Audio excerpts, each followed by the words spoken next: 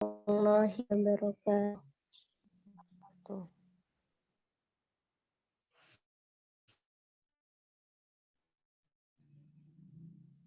Awalan hamdan wa syukran ilallah allazi qad a'ata ni'matal iman wa ni'matal islam.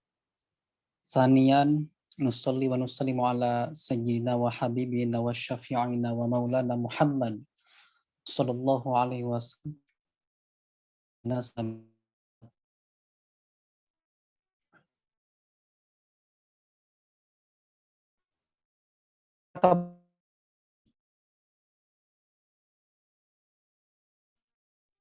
Alhamdulillah.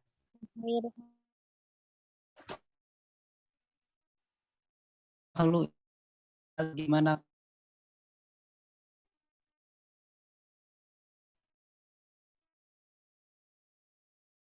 ketua?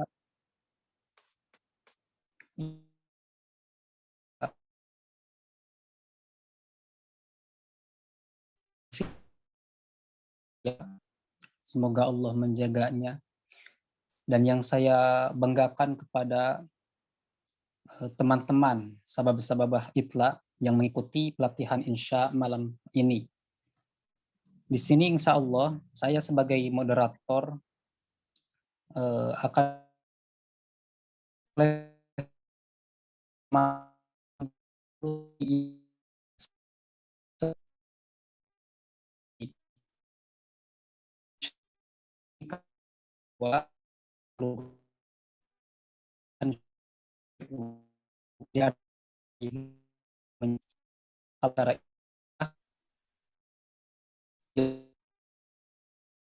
jelas. Nah,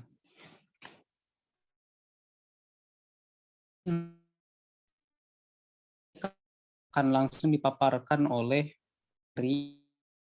pematerinya adalah Ustaz Ridho Hafizahullah Ta'ala. Kepadanya diberikan. Bismillahirrahmanirrahim. Alhamdulillahirabbil alamin. Wassalatu wassalamu ala asyrafil anbiya'i wal mursalin wa ala alihi wa sahbihi ajma'in amma ba'du. Assalamualaikum warahmatullahi Warahmatullahi wabarakatuh. Alhamdulillah di sore hari ini di sini jam 3 lewat sekitar 15 menit, sekitar jam 8 malam. Ya. Kita masih berjumpa di majelis kedua kita, di hari kedua kita yang bertemakan tentang dengan trik-trik bagaimana menyusun insya yang bagus. Ya. Alhamdulillah kita masih dipertemukan dalam kesempatan yang baik ini, yang berbahagia ini. Langsung saja untuk mempersingkat waktu, bahwa materi kita hari ini tidak lari dan tidak menjurus ke hal yang lain ya. Kita masih di tema insya. Itu sebabnya kemarin saya mintakan tugas kepada kawan-kawan semua, apakah tugasnya ada dikerjakan.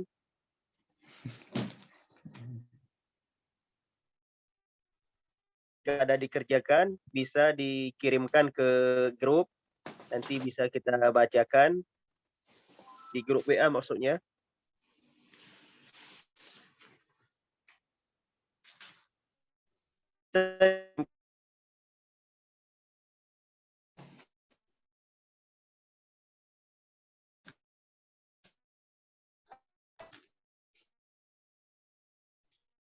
Kita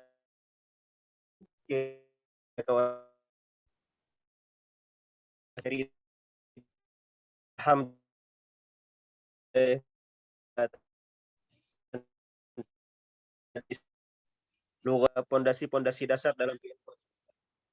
Kemudian kita juga sudah berbicara tentang trik-trik, kiat-kiat untuk bisa menulis insya dengan baik.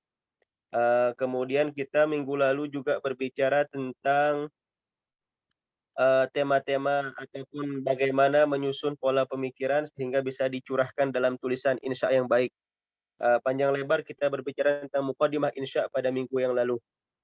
Minggu ini kita berbicara tentang insya secara khusus dari segi pembagiannya yang akan kita kupas satu persatu.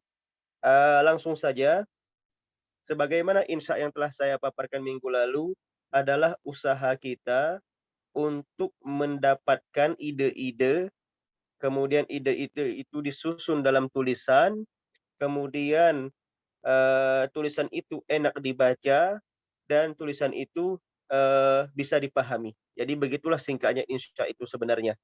Hanya saja ide-ide yang dituliskan itu harus sesuai dengan kaidah ilmu imla dan kaidah ilmu bahasa Arab. Dalam hal ini nahwu sharaf. Jadi itu secara simpel makna daripada insya sebenarnya. Jadi bukan semata-mata kita mampu memaparkan ide kita, pemikiran kita dalam bentuk tulisan, bukan. Tapi harus bersesuaian juga dengan yang namanya ilmu kitabah, ilmu imla, dan ilmu al-lughah al-arabiyah. Kemudian seni insya, seni mengarang dalam bahasa Arab itu banyak sekali. Banyak sekali. Jadi kalau kita baca buku-buku sumber yang berbicara tentang insya, banyak sekali pembagian tema insya. Maka di sini saya akan batasi kepada 4 bagian saja. 4 bagian tema insya yang paling banyak, yang paling sering kita dapatkan dalam dunia insya al-Arabi. Yang pertama itu ada yang disebut dengan al-wasfu.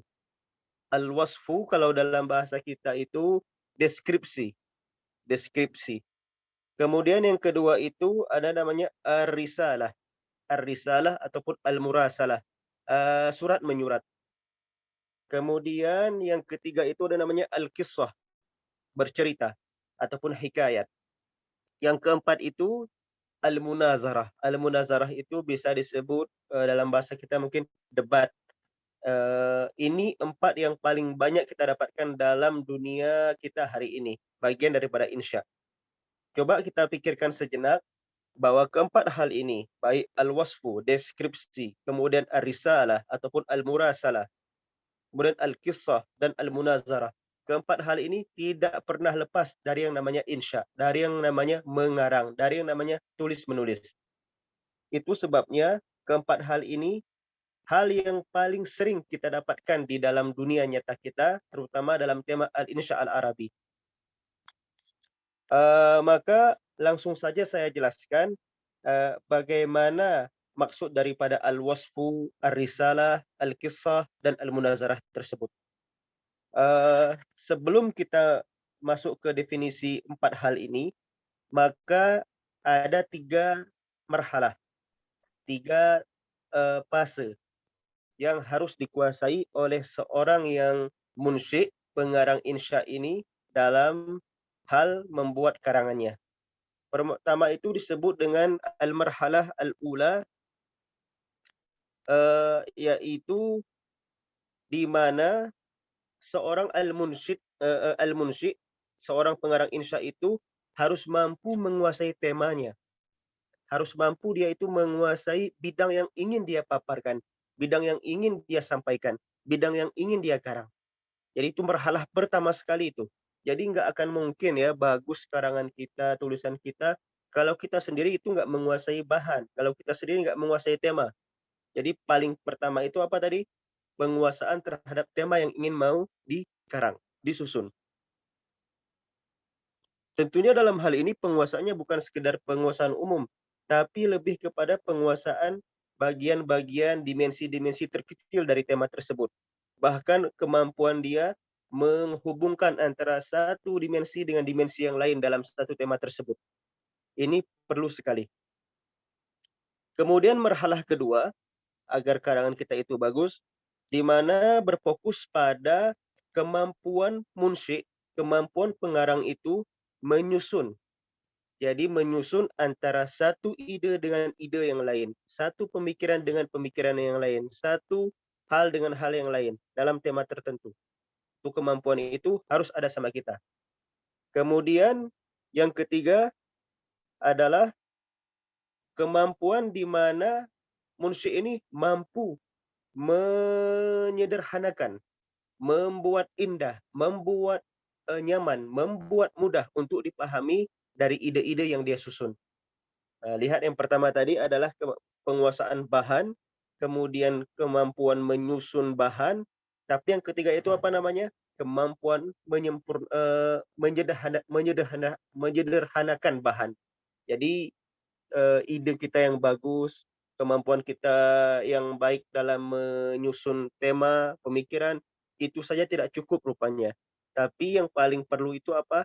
Kemampuan menyederhanakan bahasa, menyederhanakan penyampaian tulisan agar pembaca itu mudah memahami apa yang ingin kita sampaikan melalui tulisan kita, melalui insya al-Arabi kita. Begitu kira-kira.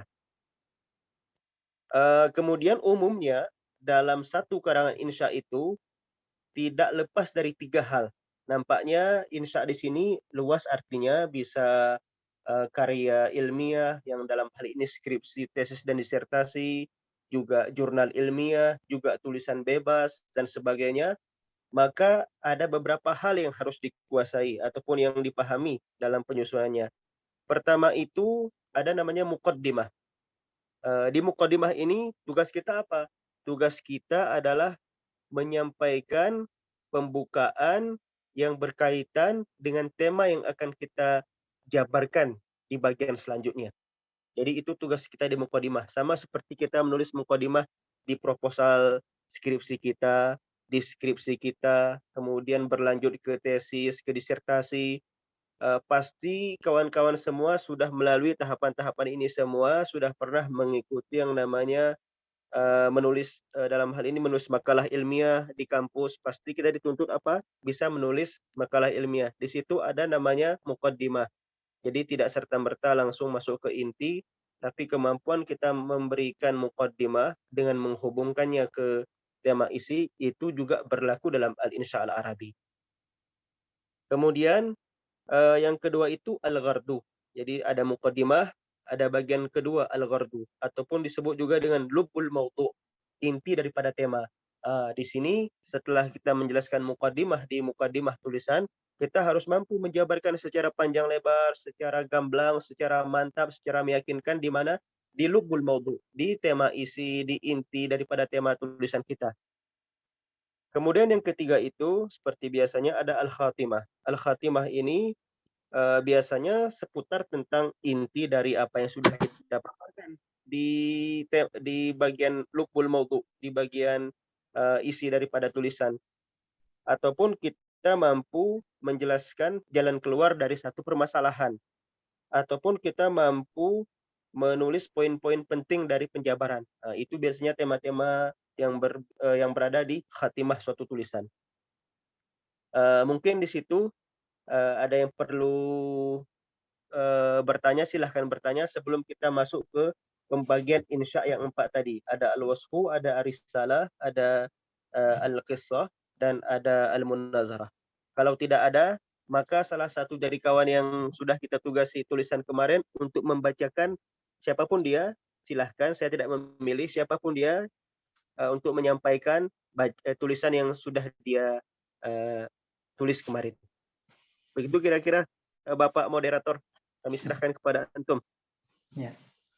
Baik, terima kasih, luar biasa sekali ini penjelasannya ya. Syukron Ustaz. Baik, saya serahkan kepada peserta ya, kepada teman-teman. Kalau ada yang mau ditanyakan, mangga silahkan terkait dengan pemaparan yang sudah tadi dijelaskan. Ya. Jelas suaranya saudara moderator, Pak Yunadi? Jelas sekali Pak, jelas sekali. Jelas sekali Ustaz. Alhamdulillah. Alhamdulillah. Ustaz di Mesir ya? Kami di Mesir, alhamdulillah, di Kairo. Ahlan wa sahlan wa marhaban. Oh, luar biasa. Alhamdulillah. Semoga saya bisa ke Mesir nanti ya. Insyaallah, tanggal 26 ini pameran buku. Ahlan wa sahlan, pameran buku terbesar di Arab. Oh, Masya Allah. Tabarakallah. Ya, ya, ya. Tak temanin, antum beli buku-buku insya. Ya, ya. Luar biasa ini Ustaz. Ya. Dari mana Ustaz Yunadi asalnya? Saya dari Bogor, dari Institut Ummul Qura Al-Islami Bogor. Ya. Institut ini swasta ya? Iya, swasta, masih swasta. Nanti Jamil. Iya. Nanti Road to University, doain aja 2030. Allah, insyaallah, amin. Amin. Iya, iya. Kebetulan berarti antum masih apa sekarang, ada S2-nya atau S3 di sana? Di sana masih baru ya, baru 6 tahun. Jadi muridnya baru ada ya. 1.600 lebih. Luar Di situ, biasa. ya, ada 8 program. Ternyata ada bahasa Arabnya juga. Saya masuk ke pendidikan bahasa Arab. Itu. Bagus, Jamil. Jamil, Iya, Ustaz. ya, doanya aja. Insya Allah, Sayyidi. Hmm. Ayo silahkan Ustaz, siapapun Ustazah yang ingin memaparkan tulisannya agar sedikit nanti kita hubungkan dengan yang sudah kita bahas tadi. Apakah sudah sesuai atau sudah mantap? Baca cepat saja siapapun dia. Jangan malu-malu. Di dalam ilmu 2 hal yang nggak boleh. Malu-malu sama sombong. Kalau udah 2 hal ini ada sama kita, itu nggak tercapai ilmunya kan? Ayo silahkan. Ya. Baik Ustadz, karena memang dari peserta belum ada yang bertanya, saya pengen bertanya ya, boleh gak ini? Boleh, boleh, silahkan. Ya, ini kan tadi sudah dibahas ya terkait dengan insya, pemaparnya cukup luar biasa. Nah, biasanya kalau penulisan insya itu sampai berapa halaman itu? Apa sampai 8 halaman atau berapa gitu batasannya itu? Jadi al-insya al-arabi, jika kita bagi, banyak sekali pembagiannya tentu. Kalau karya ilmiah, tentu ada batasan. Karya Iya, ilmiah itu ada batasan, kalau skripsi ada batasan, tesis dan disertasi ada batasan. Itu masuk insya juga ya, tulis-menulisnya itu masuk ke insya. iya, Kemudian kalau kita menulis kisah qasirah, kisah pendek, riwayat, novel, kemudian menulis risalah, surat, dan sebagainya, itu juga ada ketentuan halaman. Tapi untuk batasan halaman CD sebenarnya nggak ada masalah. iya, Yang paling perlu apa dari semua tulisan itu adalah ketersampaian pesan. Ketersampaian pesan dari apa yang kita tulis. Menulis iya, disertasi, maka pesan-pesan yang ingin disampaikan harus tercapai. Ya mungkin halamannya nanti sedikit, tapi pesannya sudah tercapai, nggak ada masalah. iya, Disertasi, skripsi, tesis sama sifatnya. Kalau sudah seandainya memenuhi syarat, misalnya kalau skripsi 4-5 bab, tesis 4-5 bab, dan sebagainya. Kalau memang sudah tercapai visi, misi, ataupun pesan yang ingin disampaikan, maka cukup kiranya kan, karena kita sedang tidak memperbanyak lembar halaman, tapi lebih kepada penyampaian pesan. Begitu juga dalam tulisan tadi, iya. baik riwayat, novel, baik kisah qasirah, kisah pendek, baik itu risalah. Jadi sifatnya itu apa sih, panduannya itu, tolak ukurnya itu adalah ketersampaian pesan. Hakada Sayyidi. Untuk halaman saya sudah banyak membandingkan karya-karya dunia ilmiah di Indonesia dan di Mesir. Ketika saya ngampus di eh, Indonesia dulu, bahkan ketika ngampus di sini, sama saja sifatnya Sidi. Jadi tidak dibatasi halaman, tidak dibatasi halaman sama sekali. Oh iya. Oh iya, baik Ustadz, terima kasih atas jawabannya. Berarti simpulnya itu kalau penulisan insya itu tidak dibatasi halamannya, cuma yang paling Ya. penting diperhatikan adalah ketersampaian pesannya ya. Nah, Ya, baik-baik. Baik teman-teman, bagaimana, ada yang mau ditanyakan terkait materi insya kali ini? Mangga. Kalau tidak ada, kalau tidak ada, gimana ini? Atau ada yang mau memaparkan hasil tugas dari kemarin gitu? itu maksud saya Sidi, ada yang bacakan satu, kemudian kita timbang dengan timbangan yang sudah kita sampaikan tadi, yaitu marahil, tingkatan-tingkatan dalam satu tulisan. Jadi Iya, kita iya. timbang. Nanti masuk ke tema selanjutnya al-wasfu, kita timbang juga. Jadi caranya begitu, dia lebih kepada apa? Menimbang ataupun menganalisa. Itu cara tadribnya. Iya, iya. Kalau Ustadz Yunadi ada tulisan boleh juga dibacakan. Ustadz Yunadi peserta juga minggu lalunya. Gak ada masalah sini. Nah, kemarin itu saya harusnya jadi moderator gitu ya. Ya. Ternyata enggak jadi karena di kampus saya itu sedang ada acara gitu. Jadi saya itu kemarin ikut duta kampus dan alhamdulillah dapat Allah. gitu ya. Allah. Makanya saya kemarin ketinggalan materi ini. Aduh, ternyata setelah sekarang mendengar penjelasan Ustadz luar biasa sekali. Dapat Allah. dipahami dengan mudah. Ya. Saya mau bertanya, Ustaz. Silahkan Sidi Jimmy Ta'ala. Jadi mungkin tadi jelaskan insya itu kan Bisa sambil perkenalan Sidi Jimmy, dari mana, ngampus di mana, saling kenal. Iya, iya. Ismi Jimmy, darustu fil Jami'ah Mathalul Falal Islamiyah Pati Ustaz. Fi Qismi Ta'lim Al-Lughah Al-Arabiyah. Jitu min Jepara Ustaz. Tadi mungkin dijelaskan insya itu kan banyak banyak tingkatan Ustaz ya. Tadi ada tesis, kemudian deskripsi dan lain-lain gitu. Tetapi ada beberapa atau mahfudat itu termasuk insya juga Ustaz ya. Bait-bait itu Ustaz ya. Pertanyaannya mungkin gini Ustaz. Kenapa ketika memang orang-orang Arab dari Mesir, dari Arab dan lain-lain ketika menulis insya itu lebih kerasa itu ketika kita menelaahnya, ketika kita membaca itu lebih dalam, berbeda dengan orang Indonesia yang membuat insya terkhusus di dalam syair-syair maupun di dalam tulisan-tulisan hikayah ataupun yang lain. Ataukah di sana memang ada pelatihannya atau memang syukurnya beda atau bagaimana? Mungkin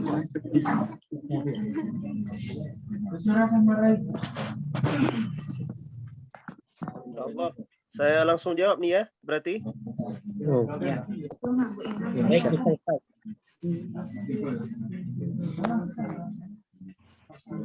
Untuk pertanyaan yang bagus ini, bagus sekali, bahwa kenapa bisa karya orang Arab dalam arti insya-nya itu lebih bagus daripada karya kita.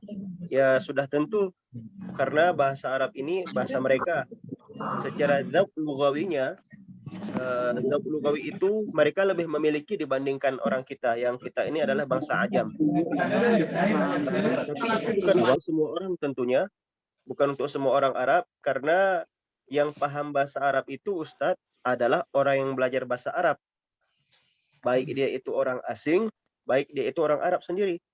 Jadi ketika saya sudah tiba di Mesir itu, banyak loh orang Arab sendiri yang tidak paham kaidah nahwu saraf ataupun berbicara di luar daripada kaidah nahwu saraf. Itu satu. Sehingga intinya sama seperti kita orang Indonesia yang paham bahasa Indonesia itu kaidahnya ya mereka yang mempelajari, yang mereka yang menguasai. Sedangkan mereka yang tidak open, tidak mengambil peluang untuk belajar, maka sama saja seperti orang Arab pada umumnya. Jadi ya dia bisa bicara, dia bisa mendengar, dia bisa membaca, tapi dzauq lughawinya itu tidak dia miliki. Jadi kembali kepada tulisan tadi, ada tulisan-tulisan orang Arab itu enak dibaca, terasa, kemudian kuat. Itu bagaimana? Ya sudah barang pasti Ustadz, karena bahasa Arab itu 3 dari bahasa yang sangat dikenal dengan kekuatan kekuatan dzauq lughawinya, al-adabinya. Selain bahasa India, selain bahasa setahu saya satu lagi bahasa Persia. Itu bahasa-bahasa yang dikenal dengan bahasa yang dzauq lughawinya kuat. Itu sebabnya kalau kita nonton film India Hatta, itu film India itu kalau dipahami terjemahan kata per kata bahasanya itu sangat tinggi sekali dzauq lugawinya. Terutama ketika berbicara tentang romansa, itu orang India itu luar biasa.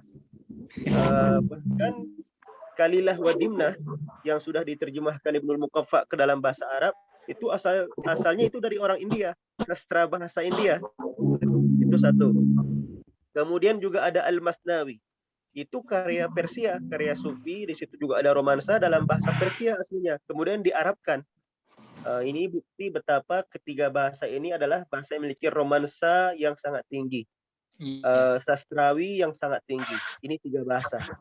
Dan harus diakui bahasa Arab seperti yang sudah kita paparkan di minggu lalu adalah salah satu bahasa yang memiliki ciri khas, salah satunya?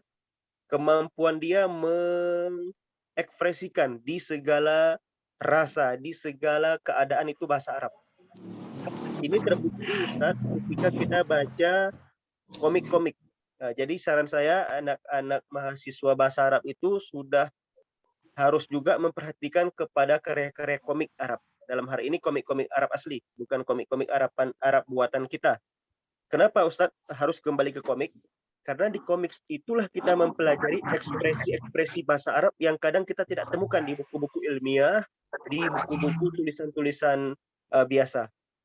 Tapi kalau melalui komik anak-anak ini, itu kita dapatkan banyak sekali bahasa ekspresi yang sifatnya perlu sekali dan bahasa Arab mampu mengungkapkan. Misalnya di sini ada komik terjemahan ke Arab Mickey Mouse. Kemudian juga ada Naruto. Kemudian ada juga Dora Sang Explorer. Itu semuanya adalah tulisan-tulisan yang komik-komik yang bagus yang perlu dibaca karena sifatnya itu apa? Menguasai ekspresi bahasa Arab. Sedangkan bahasa kita harus kita akui kan masih banyak istilah-istilah asing yang ketika diterjemahkan ke Indonesia belum mampu dihadirkan dalam bahasa Indonesianya. Belum mampu. Itu jawaban saya mungkin Sidi, bahwasanya bahasa Arab itu bahasa yang ekspresif. Ya, banyak kosakatanya, sinonim antonimnya dan mampu mengekspresikan segala ahwal keadaan bahasa tertentu. Jika belum jelas jawabannya nanti mungkin sambilan pemaparannya bisa saya tambahkan insyaallah. Itu kira-kira. Oh iya, luar biasa ya itu jawabannya. Masya Allah. Ya. Untuk ini sedikit catatan, agar mengetahui ekspresi bahasa itu banyak dan bagus, tentu kita harus kembali ke kamus ma'ani, ke kamus-kamus ma'ajim. Yang paling bagus untuk menguasai ekspresi bahasa itu, salah satunya adalah kamus Abu Hilal Al-Askari, Al-Furuq fil Lughah. Bisa ditampilkan. Jadi Al-Furuq fil Lughah ini kamus bahasa yang sudah dibagi ke dalam beberapa tema. Yang mana kadang kalau kita cari di kamus tertentu nggak dapat langsung karena kita harus mencari satu persatu. Sedangkan Al-Furuq fil Lughah ini disusun dengan sesuai tema. Ngantuk dalam bahasa Arab apa? Sebelum ngantuk bahasa Arabnya apa? Pulas bahasa Arabnya apa? Tidur biasa bahasa Arabnya apa? Dan sebagainya. Kemudian juga ada Sirul Arabiyah, Fiqhul Lughah wa Sirul Arabiyah punya Imam Sa'alabi, bagus juga. Satu lagi Asrarul Arabiyah punya Abul Barakat Al-Anbari. Ini semua buku-buku yang berbicara tentang makna-makna kosakata Arab yang terdalam. Bagus sekali.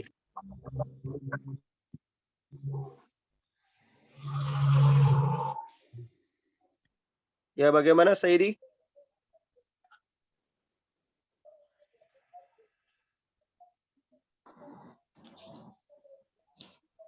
Ya, luar biasa Ustadz ya pemaparannya.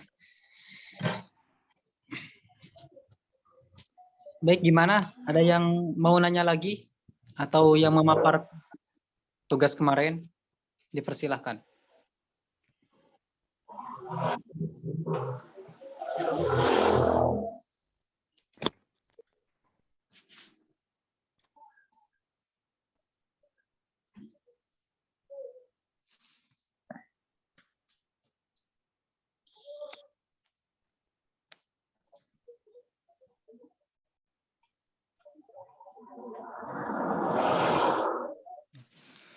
Ustaz, ada perbedaan tidak antara karya ilmiah yang ditulis oleh ulama klasik dengan ulama kontemporer? Terus kelebihan dan kekurangannya itu seperti apa? Masya Allah. Kalau kita berbicara tentang karya ilmiah, jadi hampir semua karya-karya ulama itu karya ilmiah. Hanya saja temanya berbeda-beda. Ada nanti di akidah, ada nanti di tafsir, ada nanti di fikih dan usul fikih, hadis dan mustalah hadis, kemudian di sastra dan turunan-turunan ilmu bahasa. Bagusnya buku turas itu mereka tidak bertele-tele. Jadi hampir kita temukan di semua karya ulama itu ketika menulis suatu tema maka tidak bertele-tele. Jadi sifat tulisnya itu langsung menuju ke inti pembicaraan. Ya. Itu sebabnya karya-karya ulama itu sebagian nanti akhirnya datang syarahnya, datang hasyiahnya, datang takhridnya, datang ta'liknya, datang takridnya dan sebagainya. Karena sifat tulisan ulama-ulama itu adalah sangat menjurus langsung kepada poin yang ingin disampaikan. Iya. Dalam buku yang mungkin saya sampaikan kemarin, Baqariyatu Ta'lib Al-Arabi, di situ dijelaskan. Sebentar. Ini buku yang wajib juga dimiliki oleh anak bahasa Arab, Baqariyatu Ta'lib Al-Arabi, karangan Kamal Arafat Nabhan. Di sini dijelaskan ya, mungkin bagi yang belum hadir pada minggu lalu, bagaimana nas asli, misalnya teks dalam hal ini, dalam bahasa Arab itu dikhidmah dengan belasan khidmah. Yang pertama biasanya kalau dari nas itu ada nanti syarah, ada hasyiah, ada tausih, ada takhrid, ada terjemah, ada ta'liq, ada nanti namanya idmaj, ihtiwa, kemudian ada namanya aradat, dan sebagainya. Dan itu sifat tulisan ulama dulu. Sifatnya itu perlu kepada syarah, hasyiah, tausih, dan sebagainya. Jadi sangat bagus kalau kita mau menulis dengan gaya ulama seperti dulu, yang tidak bertele-tele tapi langsung menuju ke inti. Iya. Kemudian sifat tulisan orang-orang kontemporer itu terbagi dua tentunya. Beberapa orang-orang kontemporer menulis karyanya itu dengan sistematika penulisan sekarang, di mana di situ sistematika penulisan biasanya dia memaparkan dulu muqaddimah, kemudian inti dan khatimah. Tentunya lari ke sana kemari, memanjang dan meluas ke sana kemari. Tapi ada juga ulama kontemporer itu menulis dengan cara dan gaya ulama-ulama terdahulu. Itu warid dan itu hadas di semua zaman tentunya ya. Jadi ada juga orang-orang yang terdahulu itu menulis bukunya itu dengan tema-tema yang agak meluas ke sana kemari. Tapi seperti saya sampaikan tadi, lebihnya ulama turos itu menulis dengan tema yang sangat jelas, baik di buku keagamaan, baik di dunia sastranya. Coba bisa dicek di semua buku-buku keilmuan keagamaan kah ataupun sastra. Itu yang perlu saya sampaikan di sini.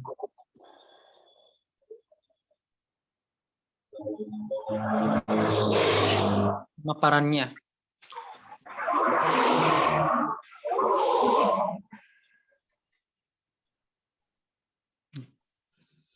Baik, bagaimana teman-teman, ada yang mau bertanya atau mau memaparkan hasil tugas yang kemarin itu ya?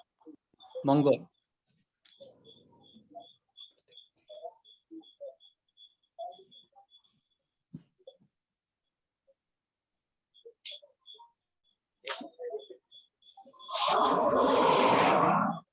Izin bertanya, Ustadz. Silakan, Ustadz. Dari mana? Kampus di mana? Saya Maulana Ahmad Zainal dari Yayan Kudus. TBA Yayan Kudus. Pertama kemarin. Begini Ustadz, saya pribadi memang suka sekali dengan puisi sih Ustadz, dari namanya, dari username-nya. Yang menjadi pertanyaan ini Ustadz, apa? Ya, bagus. Begini, kalau di Indonesia itu kan ada istilah beberapa bahasa puisi ya Ustadz. Contoh seperti kalau di bahasa Indonesia misal ada campuran dengan bahasa Sanskerta misal. Entah itu asmara loka atau apa. Banyak contohnya itu kan. Atma, kemudian kama dan lain sebagainya, campuran-campuran dari bahasa Sanskerta. Dan yang menjadi pertanyaan, apakah hal itu terjadi di bahasa Arab, dalam artian apakah ada bahasa-bahasa tertentu yang di situ menggambarkan keindahan dalam sebuah sastra? Karena kan selama ini yang saya ketahui bahasa sastra Arab itu kan memang kelihatan bagus, memang pakai Arab wal qafi. Dan beriringnya waktu kan ada bahasa puisi Arab yang hur, ada puisi Arab yang masih dengan qafiyah seperti itu. Itu bagaimana menurut Ustaz? Jadi bagaimana? Ulangi bisa Sidi? Bagaimana? Maksudnya apakah di puisi Arab Ustaz, di puisi Arab atau di sastra Arab, apakah ada bahasa-bahasa yang tertentu itu Ustaz yang menggambarkan keindahan bahasa atau bagaimana gitu Ustaz? Bagus sekali pertanyaannya Saidi. Sama seperti bahasa Indonesia kan. Jadi bahasa Indonesia itu awalnya juga kita merasa miskin dengan kosakata kita. Oh ternyata tidak. Kalau kita ikuti yang namanya Kamus Indonesia yang biasanya diterbitkan oleh Balai Pustaka dulu, itu rupanya setiap tahun itu ada penambahan kosakata. Yang mana penambahan kosakata itu biasanya diajukan oleh lembaga-lembaga bahasa yang berada di daerah provinsi dalam hal ini. Kemudian disaring di provinsi, kemudian disaring di pusat tentunya oleh para pakar bahasa, yang mana kosakata-kosakata ini lahir dari mana? Dari ratusan suku bangsa yang ada di Indonesia. Jadi setiap hari lahir. Makanya kalau kita lihat di kamus online saja, di kamus online bahasa Indonesia itu, nanti kosakata yang berasal dari bahasa Banten, dari bahasa Sasak, dari bahasa Baduy, dari bahasa Aceh, dan sebagainya. Sehingga saya sendiri mendapatkan kosakata-kosakata baru yang misalnya yang belum pernah saya dapatkan. Contoh, jongkok, semi jongkok, itu rupanya ada dalam bahasa. Memang kalau dalam bahasa Melayu mungkin nggak ada, tapi rupanya ada di bahasa suku tertentu dan akhirnya itu menjadi bahasa Indonesia. Dalam bahasa Indonesia, bahasa Arab juga ada seperti itu, Sidi. Juga ada seperti itu. Sebagaimana yang kita ketahui, kalau dalam bahasa Arab terdahulu itu biasanya dipengaruhi oleh bahasa Persia, bahasa Kurdi, kemudian bahasa India. Jadi sebutkanlah bangsa-bangsa yang udah tua, yang sudah maju sebelumnya itu ada bangsa Cina, ada India, ada Persia. Ini 3 bangsa yang sudah maju sebelumnya Sidi. Selain Romawi sama Yunani ya. Jadi biasanya kosakata-kosakata bahasa Arab itu pun banyak dimasuki oleh bahasa-bahasa mereka. Kemudian kalau di era Arab ataupun di era Islam yang agak lebih modernnya, di situ ada nanti pengaruh bahasa Kurdi dan bahasa Utsmani. Itu tertulis dan itu kita mudah dapatkan sekali di bahasa-bahasa ataupun di syair-syair karya-karya tulisan Arab pada masa itu. Sama saya juga banyak sekali buku-buku yang bertemakan tentang itu. Contohnya di buku Muqaddimah Ibnu Khaldun. Ibnu Khaldun itu adalah seorang pakar ahli ilmu sosial, diakui sebagai bapaknya ilmu sosial dunia. Ternyata ketika beliau itu menulis buku itu ada beberapa mustalahat-mustalahat asing, misalnya ada pengaruh dari Kurdi, ada pengaruh dari Persia. Bahkan yang paling mudah itu kita dapatkan juga di dalam buku Ibnu Battuta, seorang explorer muslim yang terbesar dari Maroko. Ada satu buku menulis khusus tentang apa? Mustalahat-mustalahat asing yang wujud di dalam buku Rihlah Ibnu Battuta. Mau saya katakan apa sih? Tidak ada yang namanya bahasa di dunia ini pasti dia terpengaruh oleh peradaban, oleh bangsa yang berasal dari peradaban yang maju seera mungkin ataupun sebelumnya. Dalam hal ini Arab, dia terpengaruh dengan peradaban dari bangsa-bangsa sebelumnya. Ada India, ada Cina, ada Persia, itu sudah pasti. Romawi, Yunani. Bukti yang paling mudah itu adalah dalam karangan Imam Al-Ghazali. Imam Al-Ghazali itu ulama abad ke-5 ke-6. Dia di situ kalau dalam bukunya yang paling terkenal itu namanya Ayyuhal Walad. Ayyuhal Walad itu asal tulisan itu dari bahasa Persia. Baru kemudian di tahun-tahun sekitar abad-abad ke-19 Masehi diterjemahkan ke Arab. Baru kemudian ada syarahnya. Kemudian buku di Bidayatul Hidayah masih Imam Al-Ghazali juga ada mustalahat-mustalahat Persia. Karena sebagaimana kita ketahui Imam Al-Ghazali ini juga mahir dan mampu sekali dalam bahasa Persia. Bahkan banyak beberapa makhtutat manuskripnya itu dalam bahasa Persia. Pertanyaannya tadi, kemana kita kembali kira-kira kan kalau kita ingin menguasai kaidah-kaidah bahasa yang tinggi dalam hal ini. Ini yang sudah saya sampaikan tadi sebenarnya tadi. Beli buku yang pertama adalah buku Fiqhul Arabiyah wa Sirruha. Fiqhul Lughah wa Sirrul Arabiyah, karangan Imam As-Sa'alabi. Kemudian Asrarul Arabiyah punya Imam Abu Bakar Al-Anbari. Kemudian ada Al-Furuq Al-Lughawiyah punya Abu Hilal Al-Askari. Di sini dijelaskan Sidi apa perbedaan antara mawaddah, hubbun, gharam, syauq. Rupanya cinta itu juga ada fase juga ada marahil. Jadi semua orang boleh mencinta, tapi marahil itu berbeda Sidi. Makanya nanti kita harus bisa bedakan antara mawaddah, hubbun, gharam, syauq dan sebagainya. Bahkan seperti tadi, rupanya di waktu 24 jam yang kita kenal sekarang dengan ukuran 1 hari, orang Arab tuh per jam itu ada waktunya, ada namanya Sidi.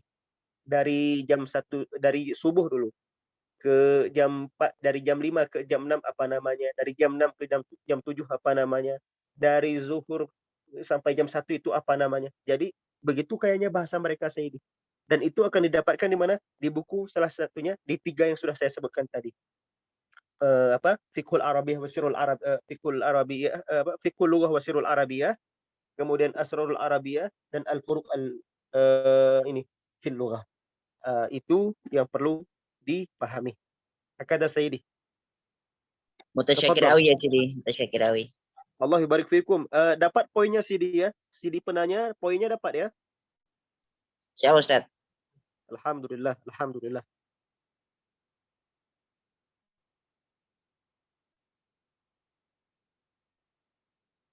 Silahkan bertanya yang lain yang belum paham. Kalau yang belum puas juga dengan jawaban, bisa dipancing kembali saya supaya saya dapat menjawabnya dengan yang ini bisa memuaskan kawan-kawan semua. Nah, ya Sidi, Ana mau tanya. Betul, Sidi. Ana Muhammad Zain bin Tariq Al-Munawwar, Ana dari Institut Islam Darul Lughah wa Da'wah di Jawa Timur, Pasuruan. Allah, Bangil. Bangil, naam, ya Allah Sidi. Jamil. Ahbabuna. Naam. Ana pernah baca di salah satu kitabnya Ustadzi, ada fi An-Nadawat. Jadi kutipan-kutipan isinya seminar-seminar yang dalam satu seminar itu, dalam satu kajian. Jadi yang diambil itu bukan ibarah Sayyidi. Bahkan isi kitabnya itu diambil, jadi kemudian diungkapkan. Jadi satu fakroh bisa mencakup 2 kitab atau sampai 3 kitab gitu. Kemudian di situ ada pembahasan fi tadahur lughatul arabiyyah di zaman qarn sabi asyar wa thamin asyar, 17, 18 itu mulai ada tadahur ya Sayyidi. Kemudian kita mumarosah antara syair yang ada sekarang atau yang ditulis di Twitter, ada kita sedikit-sedikit tahu walaupun nanti merujuk ke ma'ajim gitu. Kemudian ketika Ana baca di Maktabah Syamilah itu ada dawawin diwan Abil Aswad Ad-Du'ali yang menjadikan perbedaan syairnya tuh jauh sekali ya sih. Bahkan tiga baitnya itu bisa mencakup kayaknya syarahnya tuh harus banyak. Nah, dari situ mungkin ada catatan dari Al-Ustadz apa yang bisa memarosah daripada kitab-kitab terdahulu, apakah ada tips-tips untuk bisa membaca syair-syair yang Abul Aswad Ad-Du'ali, mungkin karangannya Al-Imam Syafi'i, fi diwanihi.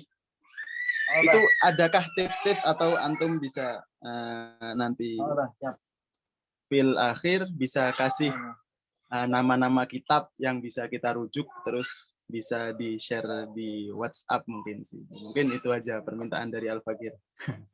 Afwan ya sih. Jamil Sayyidi.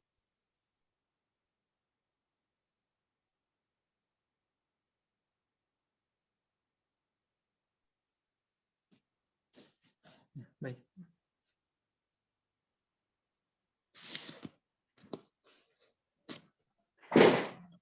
Saya langsung jawab pertanyaan yang bagus ini. Hampir semua penanya nampaknya lebih kepada syair ini Sidi. Temanya tema sastra semua, nggak ada masalah. Nah awalnya memang insya ini kan terbuka luas di karya prosa kah, karya syair kah semua ada kan. Baik, ini nasihat dari kebanyakan orang-orang Arab langsung. Yang nasihat ini bukan saja diberikan oleh orang awam tentunya. Kalau kita baca beberapa buku, misalnya karangan Dr. Mahmud Tanahi, yaitu seorang Azhari, memang mutaakhirin sekali di abad kita. Tapi siapa beliau? Beliau ini murid daripada Syekh Mahmud Syakir, murid dari Syekh Abdul Salam Harun. Ya, ini muhakkik lughah di masa mutaakhirin kita. Dan semua orang Misri, orang Misriun semua. Ada beberapa buku yang wajib dibaca. Sehingga kita mampu memahami, meresapi indahnya bahasa Arab itu. Dalam syair terutama. Yaitu karangan-karangan siapa? Al-Jahiz. Al-Jahiz. Namanya Abu Usman Amru bin Bahar bin Mahbub bin Fazarah Al-Laisi Al-Kinani Al-Basri. Yang dikenal dengan Al-Jahiz, yakni 159 Hijriah, wafat 255 Hijriah. Ulama kurun kedua, kurun ketiga Hijri. Pada masa siapa? Masa dinasti Abbasiyah. Jadi karangan-karangan dia itu banyak sekali. Banyak sekali. Dan saran saya, memang setelah kita mulai membaca karya-karya beliau itu, kita merasakan lain dari karangan syair-syair yang lain yang datang kemudiannya ataupun semasa dengan dia. Yang paling masyhur, yang sering dicetak banyak di Mesir, beredar di antara kita itu adalah salah satunya Kitabu Al-Bayan wa Tabyin. Ini 4 jilid, 4 juz. Kemudian juga yang paling terkenal itu CD karangan beliau itu namanya Kitabul Hayawan. Ini 8 jilid. Kemudian yang paling bagus juga ini bisa untuk merangsang kita untuk membaca adalah kitab Al-Bukhala. Al-Bukhala. Kemudian yang lain itu yang bagus sekali adalah kumpulan rasail beliau. Risalah-risalah yang ditahqiq oleh Syekh Abdul Salam Harun, orang Mesir juga. Nanti bisa kita kirimkan foto-fotonya, minimal ada fotonya dulu di grup kita, mana tahu nanti ada rezeki kita untuk mendapatkannya.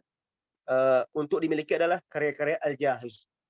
Untuk motivasi, hikmah yang bagus, juga boleh dimiliki seperti tadi Pak, Diwan Al-Imam Asy-Syafi'i. Diwan Al-Imam Syafi'i dicetak banyak maktabah. Nanti saya kirimkan foto Diwan Imam Syafi'i dengan tahqiqan yang paling bagus, yang paling terbarukan. Cetakan Dar Qalam dari Damaskus. Nanti saya kirimkan. Jadi di dalam cetakan terbaru itu dijelaskanlah oleh muhakkiknya bahwa dalam Diwan Imam Syafi'i itu ada Al-Kalam Al-Mansub Ilaihi, ada Al-Kalam memang punya dia. Jadi kita harus tahu ya, sama seperti mahfuzat-mahfuzat yang sudah kita hafal, bahkan yang sudah dikumpulkan. Kalau pesan ini, kalau di Indonesia ada nama maddah namanya mahfuzat, itu kalam itu kan bukan semua punya para a'immah, punya para ashabul aqwal. Ada beberapa kalam itu sebenarnya itu mansub ilaihi, lemah sekali bahwa kalam itu kita sandarkan kepada pengucapnya. Tapi yang namanya maddah, kita kan tidak sedang meneliti kuat dan tidaknya penisbatan kalam tersebut kan. Nanti saya kirimkan juga foto tahqiqan yang paling bagus untuk Diwan Imam Asy-Syafi'i. Jadi saran saya boleh dibeli apa tadi? Karya-karya Al-Jahiz dan karya-karya Imam Asy-Syafi'i. Tentu yang lain pun banyak sekali. Kalau untuk dawawin-dawawin itu banyak sekali. Diwan Al-Hammasah itu perlu juga dimiliki. Kemudian yang paling muasir itu namanya Diwan Al-Barudi. Banyak sekali, banyak sekali. Bahkan kalau kita yang muasir itu boleh juga dibeli nanti Asy-Syauqiyat punya Ahmad Syauqi. Di sini sudah dikumpulkan dalam satu mu'jam besar lengkap dengan syarahnya. Jadi insyaallah nanti kita kirimkan semua fotonya. Bagus sekali. Tamam Sayyidi? Fadhal. Tamam. Mungkin nahnu nastaudi minkum alkitab mungkin abra WhatsApp tursil ilaina fi Indonesia ya Sidi. Naam Sayyidi, naam. Saursil lakum amma tata'allaqu bil kutub insyaallah, bil kutub al-mu'tamadah fi asy-syi'ri fil insya insyaallah. Intaziru. Nah, ya Sidi.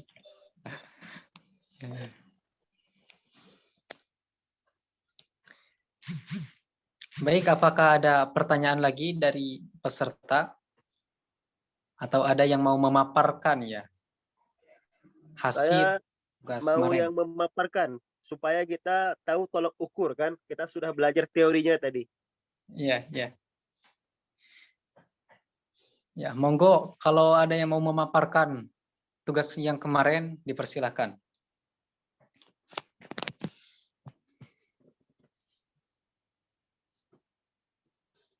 Kayaknya malu-malu ya Ustaz.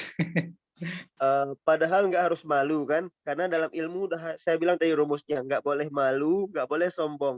Kalau kita nggak punya dua sifat ini dalam ilmu pasti menjadi alamah, bahasa, alim kabir insya Allah.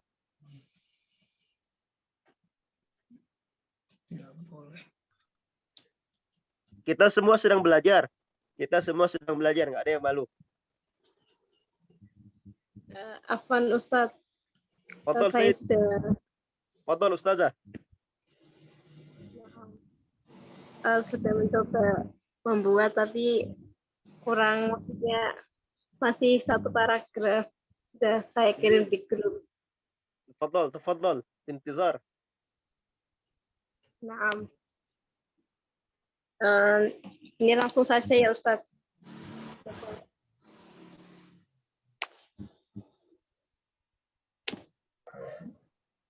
Bismillahirrahmanirrahim. Kalimatnya Mungkin kenalan dulu aja. Nah, Ustaz. Perkenalkan, nama saya Ikrimatun Nisa dari IAIN Pekalongan, jurusan Pendidikan Bahasa Arab, asalnya dari Pekalongan.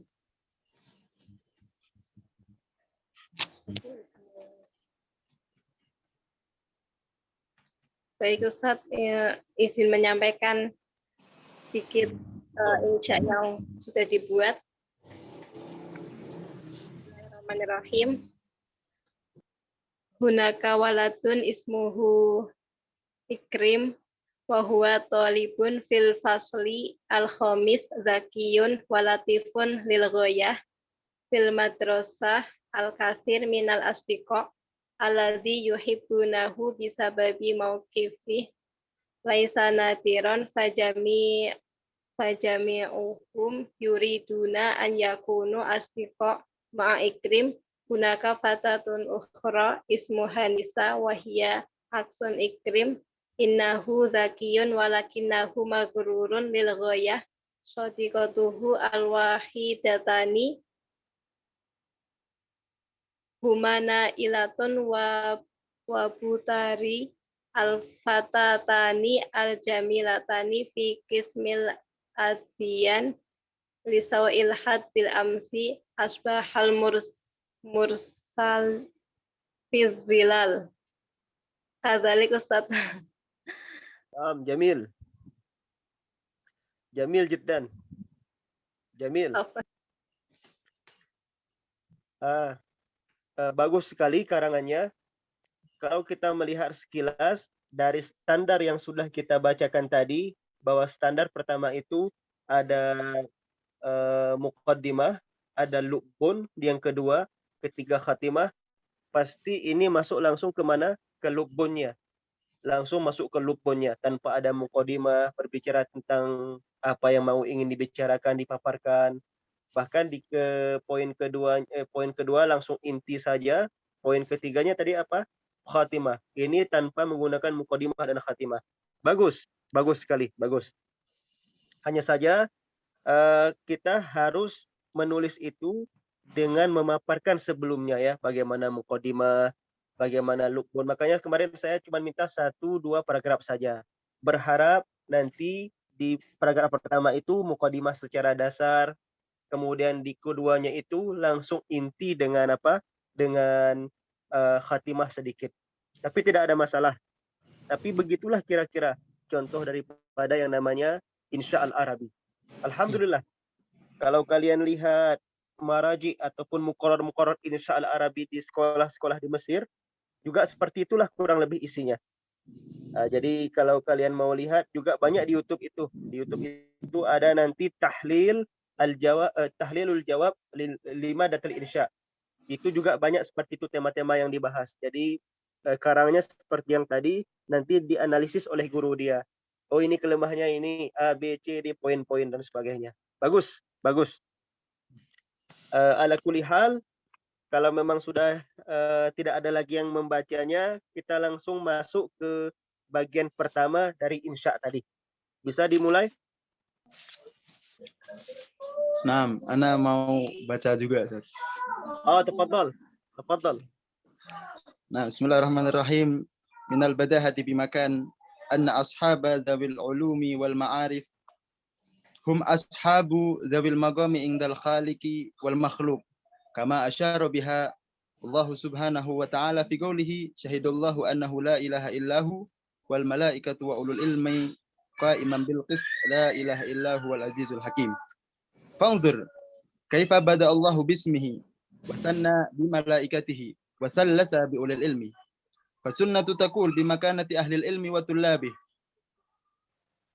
An Abi Nu'aim Al-Fadl ibn Dakkin anhu anin Nabi sallallahu alaihi wasallam innal malaikata la tada'a ajnihataha li talibil ilmi wa innahu yastaghfiru lil alimi man fis samai man fis samawati wal ardi hatta al-hut fi jawfil bahri wa innal ulama hum warasatul anbiya. Innal anbiya lam yuwarithu dirhaman wala dinaran walakinnahum warasul ilma faman akhadhahu akhadha bihaddin wafir. Fawajibuna bi sifatil muslim ayatlubal ilma li izalati wa izahatil jahli fi anfusina hatta nakuna fi dhimni ma qalahu an-nabi sallallahu alaihi wasallam wa hadzal wajib qarrarahu an-nabi fi hadithi an Anas bin Malik qala Rasulullah sallallahu alaihi wasallam talabul ilmi faridatun ala kulli muslim. Fantilaqan min hadzal muntalaq bitab'i anna qira'atan nusus al-islamiyah wa fahmaha allati hiya al-Qur'an wal ahadits wa kutub al-ulama al-Islam yahtaj ila qudratin tu'inu biha li qira'atiha wa fahmiha wa la majala lil inkar anna al-masadir al-islamiyah tuktabu bil lughati al-arabiyyah wa min al-ma'lum anna laha arba' maharat wa hiya al-istima' wal kalam wal qira'ah wal kitabah allati tatawaqqafu ala ilmi al-alat wa huwa an-nahwu wa sarfu wa la yakhfa ladal jami' ahammiyatuha wa qad anshada al-imam Yahya bin Nuruddin wa nahwu awalan ay yu'lama idzil kalamu dunahu lan yufhama wa in dalla ala syai'in fa innahu yadullu ala anna ilmal alat tu'addu asasan fi itqanil lughatil arabiyyah bi jami'i maharatiha. Naam. Jamil, jamil jiddan. Ra'i. Mati jiddan. Tulisan yang kedua ini kalau kita bisa analisa secara langsung sudah bisa menjadi mukadimah untuk karya-karya ilmiah. Bahkan sudah bisa menjadi mukadimah mungkin untuk proposal skripsi, tesis dan disertasi. Kalau memang sudah doktoral, ini sudah bisa menjadi mukadimah awal. Seperti ini yang kita inginkan tentunya. Hanya saja yang awal tadi itu lebih kepada penjabaran apa? Penjabaran bagaimana keadaan di suatu kelas ataupun ruangan pembelajaran. Bagus, dua-duanya bagus. Ala kulli hal, secara standar yang sudah kita bacakan tadi, yang kedua ini bagaimana? Yang kedua ini sudah bisa masuk ke poin mukadimahnya sudah bagus, kemudian intinya pun sudah mulai dia jabarkan tadi tentang lughah dan maharatnya ataupun skill berbahasa yang 4. Bagus sekali. Tinggal nanti kita mau kelanjutannya apakah menjadi tulisan dalam arti skripsi, tesis, disertasi ataupun karya ilmiah. Bagus. Kemudian selanjutnya kita jabarkan materi kita hari ini ya, supaya ada poin yang ingin kita sampaikan. Langsung saja berarti saudara moderator, saya sampaikan sedikit. Ya, baik, tafadhol Ustaz. Oke, langsung saja bahwa bagian pertama daripada al-insya al-arabi itu adalah al-wasfu. Al-wasfu itu kalau dalam bahasa Inggrisnya description. Dalam bahasa kita deskripsi. Coba ada yang bisa terjemahkan deskripsi ke dalam bahasa Indonesia kira-kira? Ya, tasawur ya, gambaran ya. Deskripsi. Penggambaran ataupun penjabaran ya. Aywa, itulah kira-kira. Apa tugas kita di sini? Apa definisinya kan begitu pertama. Deskripsi itu adalah bagaimana seorang penulis, dalam hal ini al-katib, al-munshi, mampu menjabarkan, mampu menggambarkan secara holistik, secara menyeluruh. Jami'an. Holistik artinya menyeluruh, mencakupi. Apa? Li sifat bagi tema-tema, bagi satu tema yang mana penjabarannya itu harus mencakupi, harus melingkupi suatu poin yang ingin dia maksudkan. Contoh kita disuruh nanti mendeskripsikan kelas. Maka hal ihwal yang berhubungan dengan kelas seharusnya disampaikan dengan menyeluruh oleh penggambar ini, oleh musawir ini, oleh munsyi ini, oleh katib ini. Kalau disuruh kita mendeskripsikan suatu pemandangan, tempat wisata, ulama, tokoh, maka begitu juga seterusnya.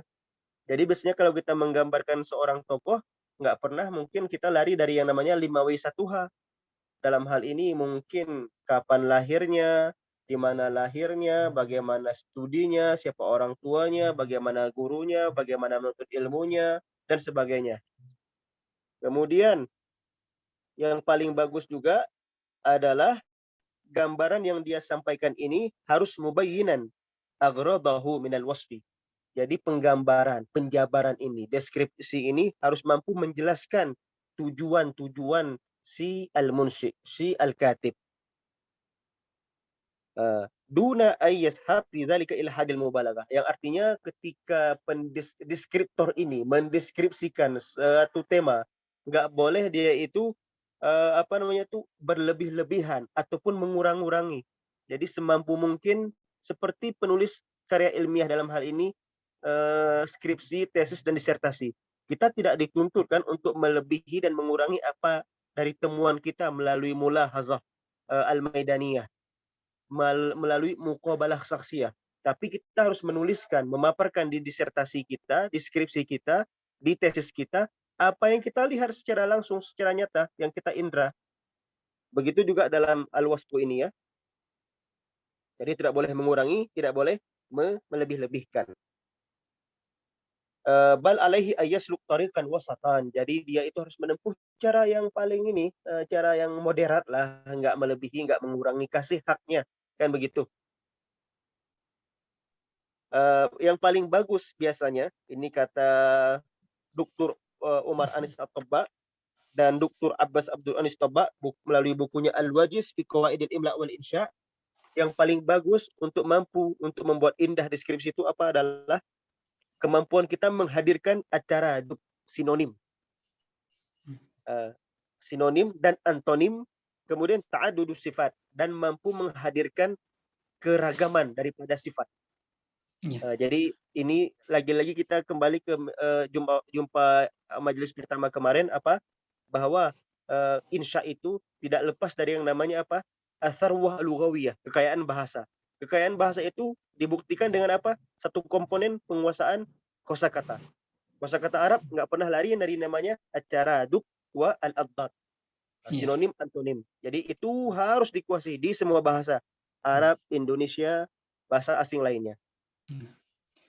Baik, Ustaz. Bisa dipersingkat soalnya ini waktu juga ya. Bisa. Insya Allah itu poin yang mau saya sampaikan. Kemudian tariqatul wasfi bagaimana? Beragam tariqah untuk deskripsi tentunya. Yang paling perlu itu adalah kejujuran dari seorang deskriptor. Dia tidak melebihi, tidak mengurangi dari apa yang mau dia deskripsikan. Kemudian yang paling penting itu adalah deskripsikan dari hal yang paling kecil, dari hal yang paling mendasar, baru ke hal yang nanti naik tingkatnya, marahilnya. Itu yang paling perlu dalam tariqatul wasfi.